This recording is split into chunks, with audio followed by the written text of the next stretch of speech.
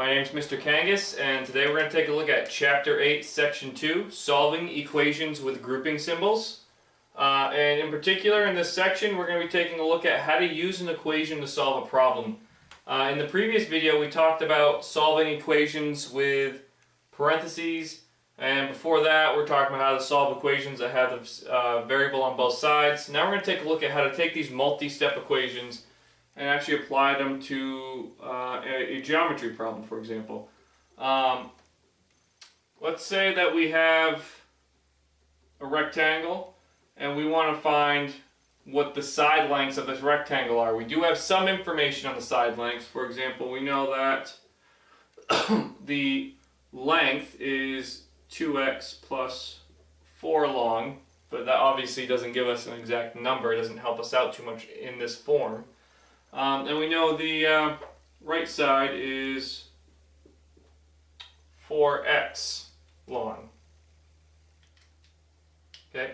And we know the total area is, let's go with 56.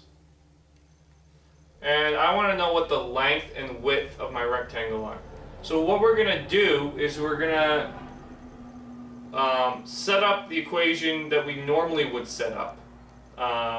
To find area. Area of a rectangle is area of the base times the height, or length times width, depending on who you learned from. So 2x plus 4 is the length. So we're going to put that in parentheses. Okay, because altogether 2x plus 4 represents the length, and the parentheses kind of takes that 2x plus 4 and says this is one unit. Because what parentheses do is they have you solve what's inside them first until you're left with one number. So by having these parentheses here, it's saying do all this math and the number you get will be your length. And we're going to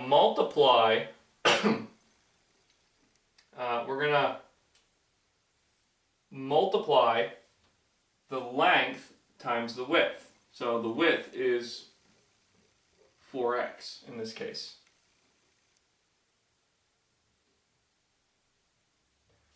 And we said the area is 56.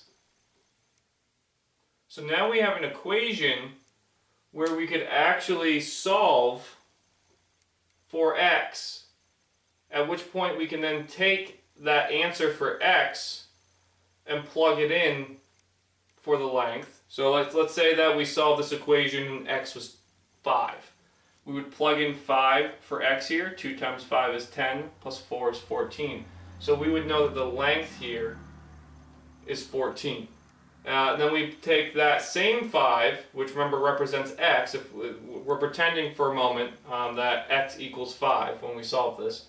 4 times 5 is 20. So the width here would be 20. Now obviously 5 isn't the correct answer. Most likely the answer I'm going to get for this problem will be a decimal answer. But that would be the process that you would go through in order to figure out what the length and width are. One thing to be careful with problems like these is a lot of us are used to solving problems where when we're done solving the equation, we're done with the problem. But if you were paying attention just now, once you solve this equation here, you're not done with the problem. You have to pay attention to what the question is asking you. So if the question is asking you, what is the length and width of this rectangle, then that means that you're going to have multiple steps, okay, in order to get to that answer. Because when we solve this equation, that has not given us the length and width of our rectangle just yet. We have to take the answer from this equation and plug it in to these two expressions that represent length and width to get our answer. So let's just take a quick moment to solve this equation. So you're going to use distributive property to get rid of the parentheses. So you would have 4x. And I'm going to change this just slightly real quick, just to make the problem a little bit simpler. This one would actually get us an answer that feels a little bit too complicated for an introduction to this. So I'm going to change it just slightly. We're going to change the width to 4. And so what we're looking for in this problem is actually the length. So we're going to take the width, which is 4, and we're going to multiply it by both numbers inside the parentheses, which, remember, combined are our length. So 4 times 4 is 16. 4 times 2x is 8x. We keep the symbol that's in between them. Equals 56. So we have 8x plus 16 equals 56. So if we want to solve for x, it's just a two-step equation at this point. So our first step will be to get rid of that plus 16. So we're going to do the opposite, which is minus 16 from both sides. Okay, so the new part of the equation is that minus 16 on both sides. So the 16s cancel out, you're left with 8x. 56 minus 16 leaves you with 40. So now we want to get rid of the 8 so that x can be alone. So we're going to divide both sides by 8, and so the 8's cancel out, you're left with x. 40 divided by 8 is 5.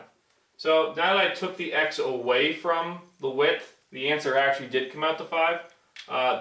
With x on my width, the answer wouldn't have been. Just as a heads up or clarification for some of us who might be a little confused out there. So if we want to find the length, we're not done. We may have found the answer to this equation, but that's not what that's not what our goal was. Finding the answer to this equation was just a means to an end. It's just a piece of the puzzle. So we have what x is, we don't have what the length is, because the length is 2 times x plus 5. So we're going to replace that x with a 5. So 2 times 5 is 10, plus 4 is 14, so our length is 14.